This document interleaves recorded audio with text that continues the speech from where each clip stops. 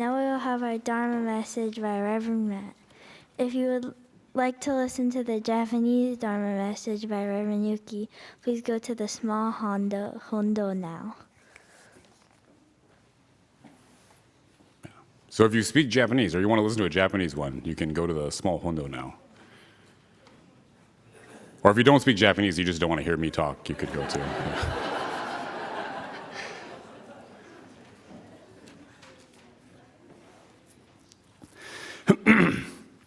All right, well, good morning, everybody. Good morning. Everybody's looking very nice today.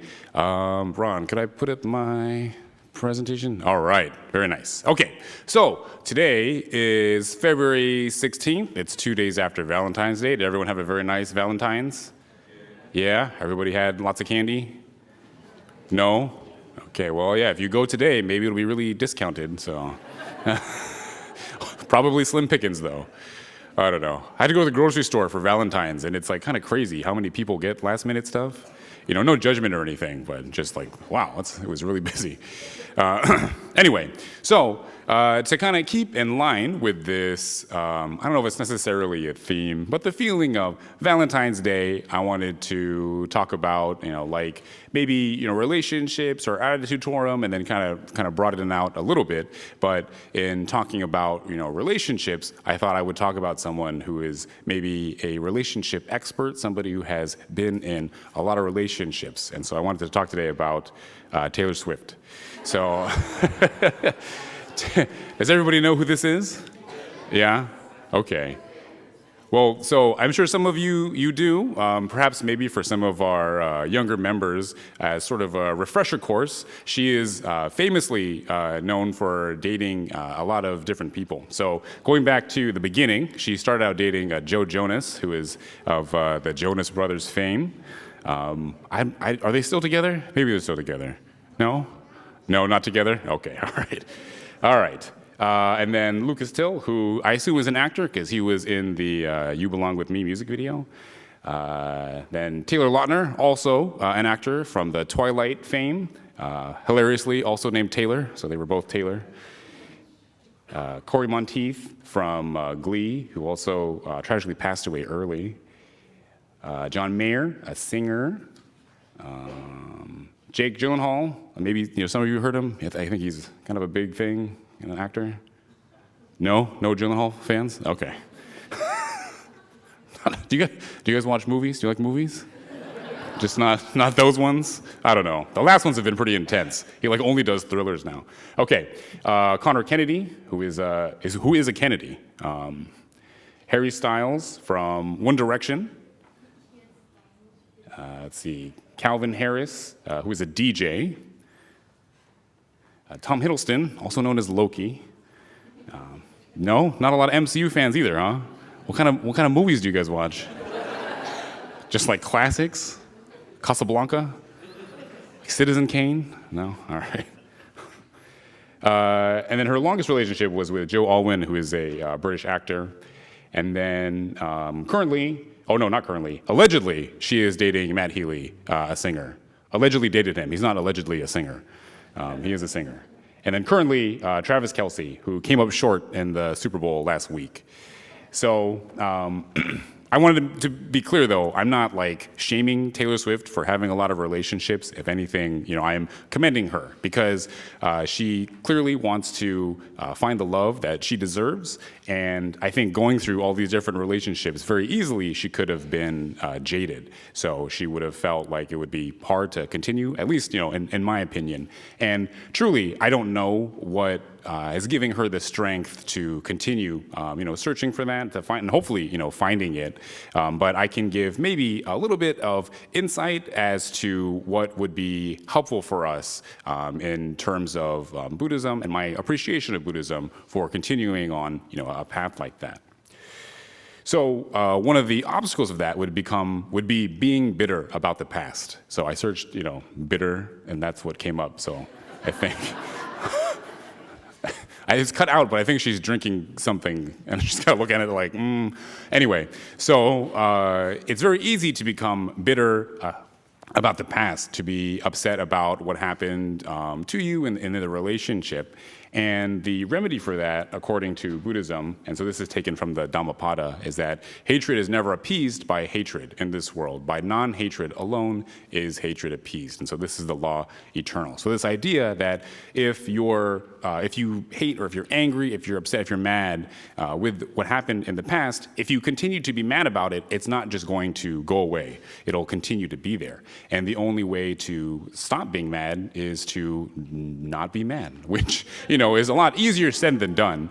But another way of looking at, not mad or not hate would be loving compassion. So that would be like the opposite of it. So if you look back on your relationship, there are two people you could be mad at, right? You can be mad at the other person, and you can be mad at yourself. And so we have to try to show loving compassion in order to ease ourselves of that unhappy feeling. So when you are compassionate to the other person, I'm not saying you have to be on good terms with them, or you have to like what they did, or like who they are, but to put yourself in their shoes. And that's how we can show compassion, to understand that they were the person that they were at that time, that they were doing the best that they could with the tools that they had. And so in understanding that, you can be compassionate, and maybe even, to get to the point of forgiving, in that sense of understanding that they were who they had to be. In the same way, when we reflect on ourselves and being compassionate to ourselves as well. I think it's easy to be mad at I stayed in that way longer than I should have been, or I should have seen the signs, or something like that. But again, you were who you were. You were working with the best that you could. And so to be very forgiving of yourself, to be compassionate to yourself. And in doing so, it lets you to allow that anger and that hate to kind of dissipate. So the flip side of that, I just Googled afraid of the future. So the flip side of looking to the past would be being afraid of the future, being anxious about the future, right? If something has happened in the past, then it makes you worried about what could happen to you in the future. And so how we would combat that would be that, no, nobody watched Grease either. Seriously, what movies are you watching? So, not musicals. This goes back to my time in Fresno. So I was not in junior YBA when I was in Fresno, although I did go to Fresno conferences. Anyway, when I first became a minister, I was in Fresno, and there was a junior YBA advisor there who I worked very close with because he was the advisor for the junior YBA, but also the high school teacher, and so I'd sit in other classes and talk with them. But whenever there was a conference, we have a dance at the end, and he would try to get all the boys to ask the girls to dance, because inevitably they end up standing on different sides of the room, and so it's oh yeah, you go have some dance. But what he would say, and his explanation, or sort of try to get him to do that, would be, he would say, the worst thing that can happen is they say no, which again is very easy to say, but it's hard to put into practice, because hearing that no is really hard, especially, right, if you're going to somebody that you want to dance with, it's because, you think they're cute, or you like how, funny or their personality is. So to get a rejection from somebody that, you want to kind of have some kind of relationship with, then that it hurts, it doesn't feel good. So it's kind of tough to deal with that. However, to combat that, this is a real picture of Hugh Jackman. I didn't AI that. He's actually doing that. Do you know who Hugh Jackman is? Oh, okay. Are we getting closer? Maybe? No? Getting warmer? Yeah, okay. I don't know. X-Men, Wolverine, Les Miserables, Australia, Oklahoma? Greatest Showman. Okay. That was the wrong musicals. That's what, okay. I went too far back. Okay, so he said, in life, you don't regret the things you do, you regret the things you don't do. And this is a lesson that I think we learn with age. I was actually having a conversation with one of the older members, and they were telling me that looking back on my life, the things, I'm not upset about the things that I did, but I really wish that I did more. And so this junior YBA advisor, I think going through the experience of being in junior YBA and then growing up, having kids of his own, he kind of recognized that and was trying to impart that wisdom. And it's easy, for him to say, because he can look back on his own life and think oh yeah, I should have maybe asked more girls to dance or something. Speaking of which, for myself, I do try to live, my life this way, trying to not regret stuff, and so I try to do things. And it's because of the experience that I've had. So I don't know if many of you know this, but I met my now wife actually at a wedding. So there was a wedding for somebody who I went through the YC program with. So we went to the wedding. We didn't know each other at the time, but we ended up at that wedding. And one of the things I regret is not asking her to dance. So the last song comes on during the dance. We're on the dance floor. The last song comes on. That's like a slow one, and so everyone comes out and they grab somebody to dance. And I didn't have the guts to go do it, and so that's something that I kind of regret. But it's okay. She ended up dancing with one of our friends, and so it was fine. But she did kind of give me a little bit of a hard time afterwards. She's like, you should ask me to dance. But this feeling of regret of not wanting to do it, it kind of pushes me to try to do things. So for myself, when I get the opportunity to do something and I'm unsure if it will end up good or not, I try anyways, because even if the result is not what I want, at least I tried, right?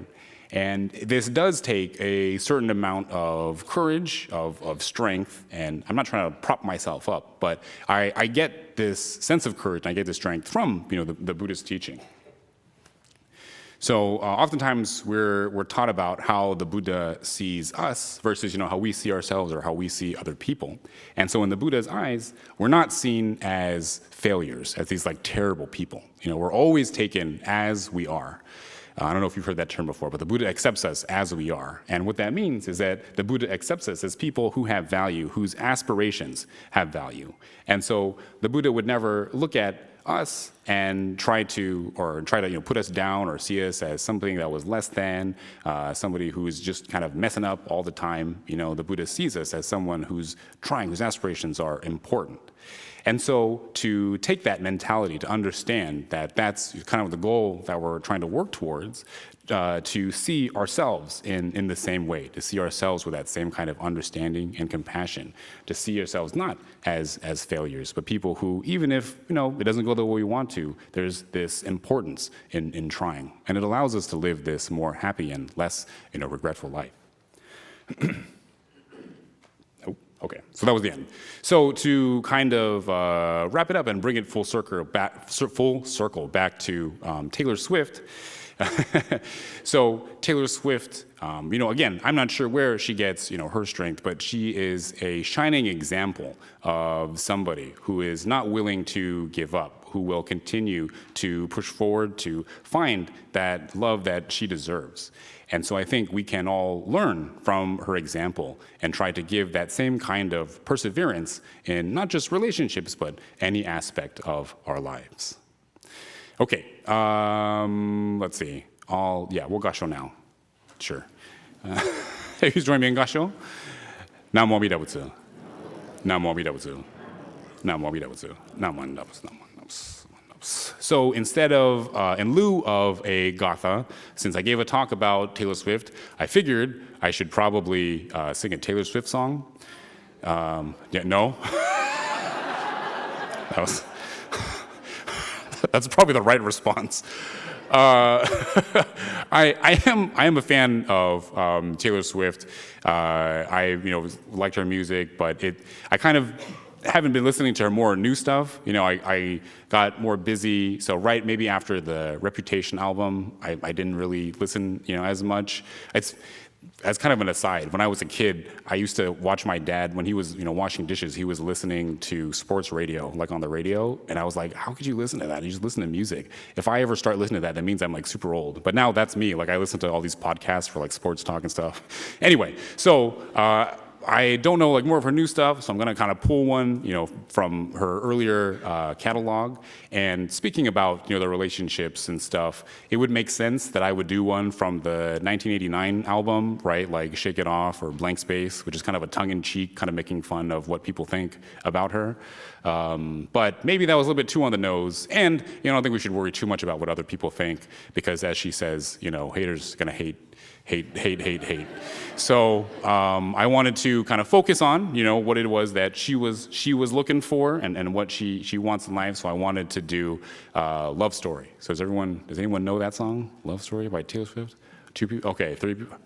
Some people know. All right, so you can sing along with me.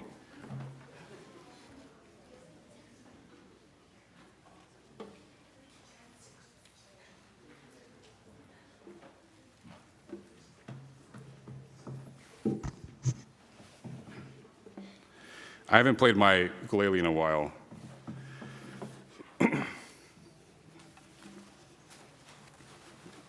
Everyone's used to Minban Yuki, right? Like playing guitar and stuff. And so he's very talented, and he has good habits like practicing a lot. Whereas I'm not talented, and I have bad habits. Like not practicing and singing songs that I have no business singing.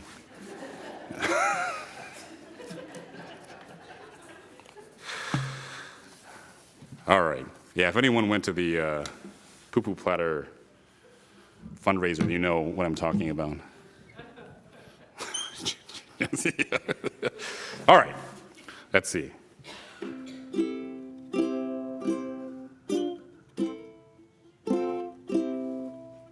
That's on the strings. That's okay. All right.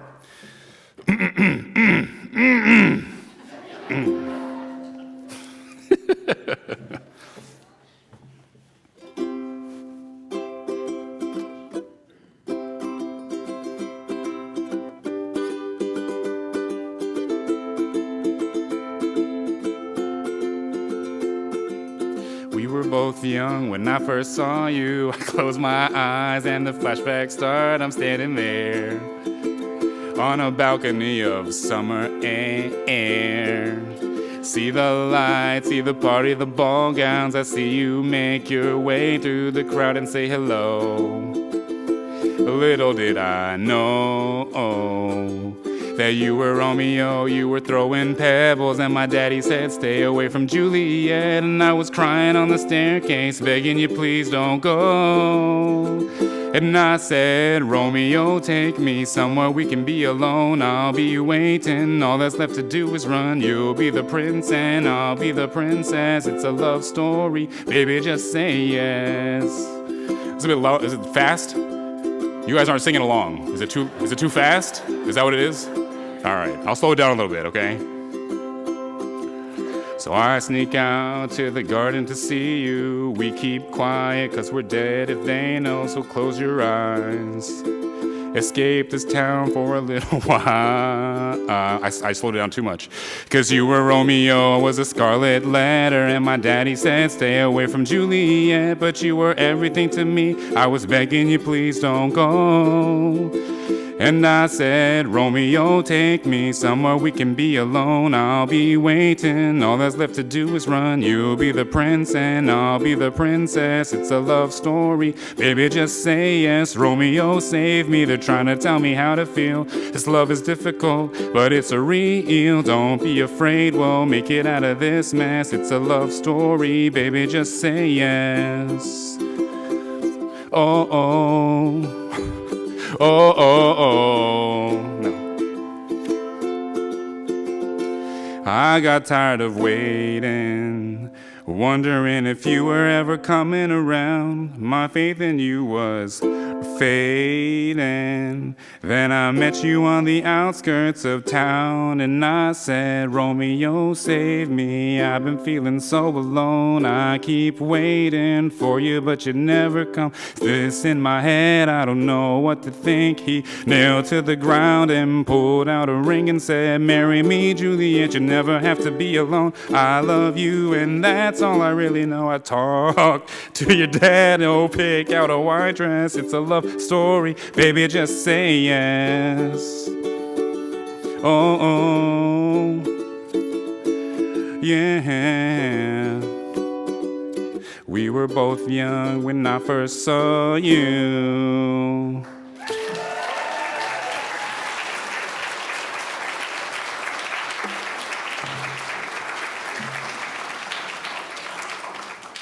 All right. We'll find the movies that you guys like and the songs that you'll sing along with me.